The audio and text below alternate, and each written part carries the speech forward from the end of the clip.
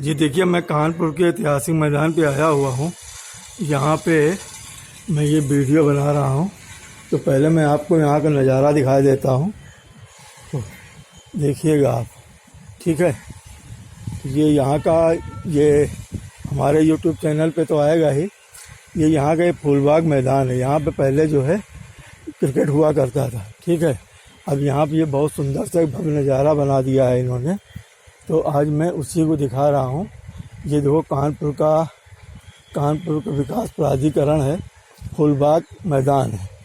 ठीक है, ये देखिए यहाँ पे लिखा हुआ है कानपुर पार्क विकास प्राधिकरण। और अभी मैं आगे चल के दिखाता हूँ आपको यहाँ का सुंदर नज़ारा। ठीक है, तो अभी यहाँ पर जोड़ा भी आते हुए हैं, जैसा कि आपने देखा हुआ बैठे हुए कि देखिए सुंदर नज़ारा है यहाँ का। ये है अंग्रेज़ों के ज़माने का किला। ठीक है, यहाँ पे उस ज़माने में जब तात्या टोपे वगैरह यहाँ रहते थे, तो वहाँ पे ये उस ज़माने का हम सीन दिखा रहे हैं। अब पहले यहाँ पे मैदान था ये, तो यहाँ पे बहुत बड़े बड़े रणजी ट्रॉफी खिलाड़ी भी हुआ करते थे। ठीक है, तो आज मैं कानपुर आया हुआ था। देखो वहाँ पर भी जोड़े वगैरह बैठे हैं। ये देखो यहाँ पे फूल वगैरह बना हुआ है, देख रहे हैं आप। ये देखो फूल है। ठीक, ये देखो कितना सुंदर फूल है ये देख रहे हैं आप। तो इसका देखिए आप, ये मैं वीडियो बना रहा हूँ। ठीक है, ये देखिए, तो यहाँ पे इस तरीके से ये फूल है। तो मैं यहाँ पे इस तरीके से लोग आते हैं। ये वहाँ पे ये जो है ये फूलबाग बिरहार रोड के पास है। बिरहार रोड यहीं बगल में है, तो वहाँ पे ज्वेलर्स की दुकानें होती हैं। ठीक है ना, ये वो लोग हैं। तो वहीं पे आज मैं ये वीडियो बनाने आया हूँ। तो आप लोग देख रहे हैं यहाँ पर भी जोड़े लोग कैसे बैठे रहते हैं। वो देखो दूर पे बैठे हुए हैं। तो यहाँ पे ये जो बहुत सुंदर हरियाली इन्होंने कर दिया है। ये देखो यहाँ पे जोड़े खड़े हैं, हमारे कैमरेस बच रहे हैं। और भाई माली दादा, क्या हाल है? बढ़िया दादा। हाँ, दूसरा वीडियो मेरा बनना, तो यहाँ दिन भर तुम यहीं पे ड्यूटी करते हो हैं? ठीक है, आज पानी नहीं गिरा, यहाँ गर्मी बहुत है। ठीक, चलो बढ़िया। और सब ठीक है? ठीक।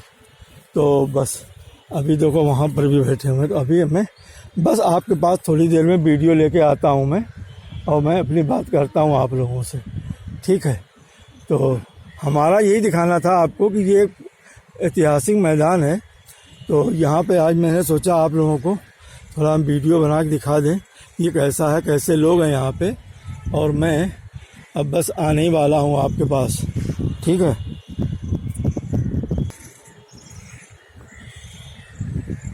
देखो जा रहे हैं, ये देखो।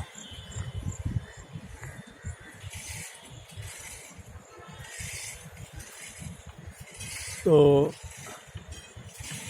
अब मैं जिस विषय पे वीडियो बनाने आया था उस विषय पे आप लोगों से बात कर रहा हूँ। बहुत गर्म है यहाँ पे भाई आज तो।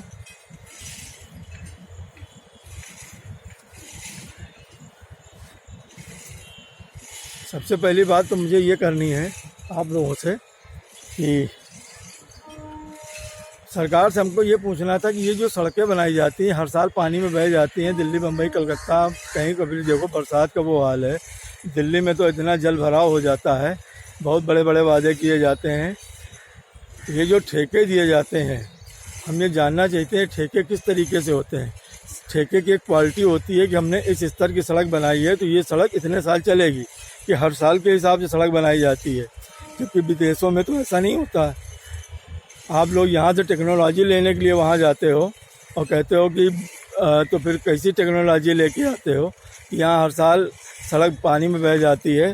और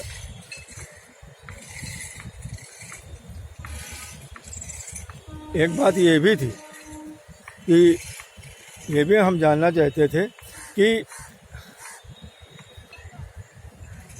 इतने बड़े गड्ढे हो जाते हैं, क्या ठेकेदारों के ऊपर आप लोगों का कोई गाइडलाइन नहीं है? क्या इन अधिकारियों से नहीं पूछा जाना चाहिए? हम योगी जी से भी जानना चाहते हैं कि भाई सड़क अगर आप किसी को ठेका देते हो तो सड़क वाले से ये भी तो पूछो, ठेकेदार से, अफसर से, कि ये सड़क तुम किस क्वालिटी की बना रहे हो और ये सड़क हमको कितने समय तक काम करेगी, बरसात में इसका क्या योग्य रहेगा।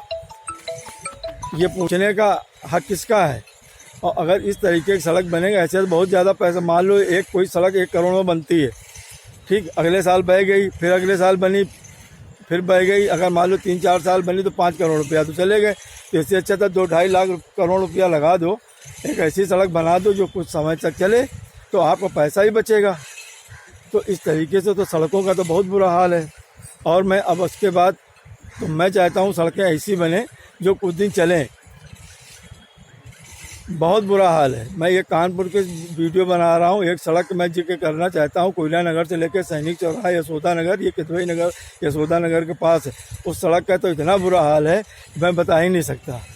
और चाहे जितने भी वादे किए जाएं, लेकिन सड़कों की मापदंड के हिसाब से सड़क बनेंगी तभी तो सड़कें कुछ दिन चलेगी। तो मैं चाहता हूँ कि ठेकेदारों के ऊपर भी कार्रवाई हो और जो इसमें लिप्त होते हैं, जिनके द्वारा ये ठेके दिए जाते हैं, उनसे भी ये प्रश्न पूछा जाना चाहिए। बिजली की समस्या इस बार बहुत ज़्यादा आ रही है, इस पर भी सरकार ध्यान दे। अब मैं थोड़ी बात क्रिकेट पे करे लेता हूँ कि वर्ल्ड कप जब हुआ था तब तो इन लोगों ने नाक कटवा ली। अभी वेस्ट इंडीज़ के खिलाफ श्रृंखला चल रही है, तो वहाँ पे विराट कोहली, रोहित शर्मा, अजिंक्य रहाणे, इन सबका तो अब रिटायरमेंट करीब आ रहा है। जब एक कमज़ोर टीम, जो टीम ICI वर्ल्ड कप के लिए क्वालिफाई नहीं कर पाई, वहाँ भी इन लोगों को खिलाने की क्या ज़रूरत थी। वहाँ तो तुम्हारी टीम भी खेल लेती। इसी बहाने तेजस्वी जायसवाल को आप रिंकू को नहीं ले गए, तमाम खिलाड़ी थे जो अभी IPL में खेले थे, उनको भेजते तो कम से कम पता चलता कौन सा उभरता हुआ खिलाड़ी है। अब इन लोगों को भेज के क्या आप इनके रिकॉर्ड सही करवा रहे हैं? ये जहाँ सचिन तेंदुलकर का रिकॉर्ड सही करें जाके, उनका रिकॉर्ड तोड़े जाके। वहाँ पे रोहित शर्मा ने शतक बनाया, 103 रन, एक भी स्वीप शॉट नहीं खेला उन्होंने। लेकिन वही ऑस्ट्रेलिया के खिलाफ जब इतना इम्पॉर्टेंट मैच था, तब इन्होंने स्वीप शॉट खेल के हमारे इतना अहम मैच की ऐसी तैसी कर दी थी इन्होंने। यही हाल विराट कोहली का है।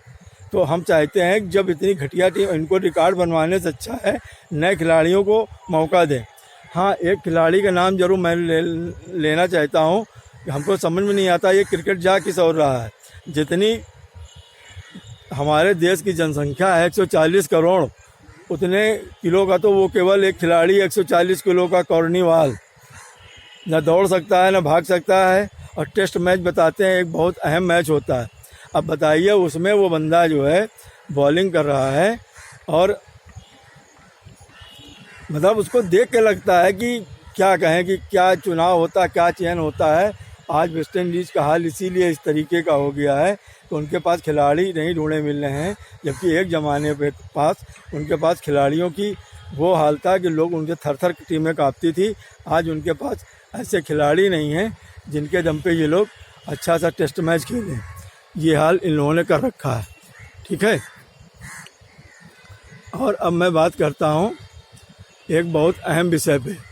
वो विषय ये है कि ये आप हमको बताएंगे कि अभी एक समस्या और आ गई है हमारे देश में, उसको भी सरकार बहुत संज्ञान में ले, बहुत कायदे से उस पर अपना रिएक्ट करे। एक पाकिस्तान से हमारे सीमा हैदर आ गई हैं, ठीक है। यहाँ पे कुछ कमी थी तो वो भी आ गई हैं। अब हम देखते हैं मीडिया भी, अभी इससे पहले ज्योति मौर्या वाले प्रकरण में खूब बिजी था। मीडिया के पास भी ऐसे खबरों के लिए बहुत टाइम रहता है। और खैर वो तो चलो सीमा पार से आई हैं, अवैध तरीके से आई हैं, जो भी आई हैं, इसको सरकार संज्ञान में ले। एक रैली होने के नाते ये तो लगता है कि नहीं, कुछ गलत नहीं होना चाहिए। लेकिन अफसोस ये होता है, काश अगर हमारे देश की कोई बेटी पाकिस्तान में इस तरीके से फंस गई होती तो उसका क्या हाल करते, ये इंडिया वाले अच्छी तरीके से जानते हैं, ठीक है। लेकिन आज हमारे देश में आ गई है, अब उसको जांच पड़ताल चल रही, क्या करना सरकार को जो उचित लगे वो करे। अब मैं सबसे अहम विषय पे बात करने आया हूँ, जिस पे ये वीडियो मेरा बनाने का मेन मकसद था। तो मेन मकसद हमारा ये था कि आप हमको ये बताइए, अभी अतीक अहमद का जो साम्राज्य था, जहाँ पे इतनी जो उनकी अवैध ज़मीन थी, जिसको कि गिरा के वहाँ पे फ्लैट बनाए गए हैं। मैं बहुत अहम विषय पे बात करने जा रहा हूँ, आप लोग इसको ज़रूर सुनिएगा। हमारे वीडियो को लाइक से सब्सक्राइब जरूर करते रहिएगा। मेरी आप लोगों से ये शिकायत रहती है, आप लोग वीडियो को पूरा सुने, लास्ट तक सुना करें, क्योंकि लास्ट में ही असली निचोड़ निकल के आता है मेरे वीडियो का। ये बात भी मैं लास्ट में ही करने जा रहा हूँ कि अतीक अहमद का जो साम्राज्य था, जहाँ पर कितने फ्लैट बनाए गए थे, उस पर चाबियाँ योगी जी ने दी हैं। उसमें मुस्लिम भी थे, मुस्लिम लोग भी थे, अन्य लोग भी थे, लेकिन किसी पंडित का नाम नहीं देखा, किसी ठाकुर का नाम नहीं देखा। हो सकता वो हों, हम ये भी नहीं कह सकते। तो हमारा आपसे ये कहना है योगी जी, आपने जब मुस्लिम साथियों को चाबियां दी, तो आपने देखा कि ना किसी कांग्रेस ने इसकी तारीफ़ करी, ना ओबीसी ने तारीफ़ करी हैदराबाद से बैठ के। अगर मुस्लिम को अगर फ्लैट न दिया गया होता, ठीक है, तो यही ओबीसी वहाँ से बैठे बैठे चिल्ला रहे होते, देखा योगी सरकार, मतलब ये बीजेपी सरकार ब्राह्मणों की सरकार है, पंडित हिंदुओं की सरकार है। अब ना ओबीसी के मुंह से कुछ निकला और ना कांग्रेस के किसी भी प्रवक्ता ने कुछ बोला, और ना सपा के बोला, ना किसी बसपा ने बोला। ये है इन लोगों की सियासत। जबकि आप कहते हो कि सबका साथ सबका विकास। तो हम इस देश की जनता से कहना चाहते हैं कि सरकार सबके लिए सोचती है, ऐसा नहीं है, सरकार सबके लिए सोचती है और कोई भेदभाव की राजनीति नहीं करना चाहती है। लेकिन अब कुछ हमारे लोग ऐसे हैं जो सरकार को बदनाम करने में लगे रहते हैं। अब ओवैसी वहाँ से क्या कहते हैं कि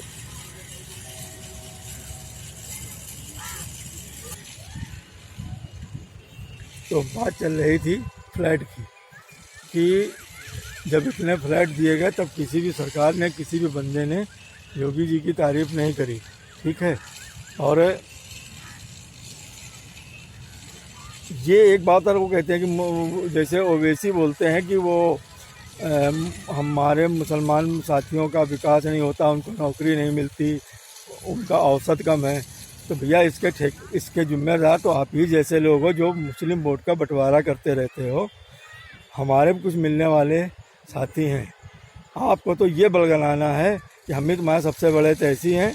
और दूसरी बात ये कि उन मुसलमानों को, भाइयों को आप बलगलाते रहते हो कि हमको वोट देना, वो कहते हैं हमको वोट देना। सब लोग जब वोट मांगोगे इस तरीके से, तो उनका विकास कभी नहीं हो सकता है। हमारे कुछ साथी मिलने वाले हैं, वो लोग तो 10 बच्चे नहीं पैदा करते। हमने देखा वो भी मुसलमान ही हैं, 1-2 बच्चे उनके भी अच्छी एजुकेशन देते। क्योंकि सोच की बात है, जो अच्छी सोच रखेगा उसी के बच्चों का विकास हो सकता है, ठीक है। और मैं तो मुसलमान साथियों से कहता हूँ, तुम सब सरकारों को वोट दे चुके हो, ठीक है, तुम्हारा किसी ने क्या कर लिया। और आज 10-12 साल से योगी सरकार है, मतलब भाजपा की सरकार है, तो तुम्हारा क्या हुआ है। सबका जो क्राइम है, जिसने जैसा किया उसके ऊपर कार्रवाई होती, बाकी तो ऐसा तो है नहीं सारे मुसलमानों के ऊपर कार्रवाई हो रही है। तो मैं तो आप लोगों से कहता हूँ, तुम एक दफ़े बीजेपी को भी वोट दे दो, ठीक है, तो आपको पता चल जाएगा 5 सालों में कि हमारे साथ क्या हुआ। फिर देखिए कितने अफसर और कितने इंजीनियर किस किस डिपार्टमेंट में निकलते हैं, ठीक है, क्योंकि ये एक लाइन से काम करते हैं। ये नहीं कि हमने फलानी कास्ट के भरना है, हमको फलानी कास्ट के भरना है।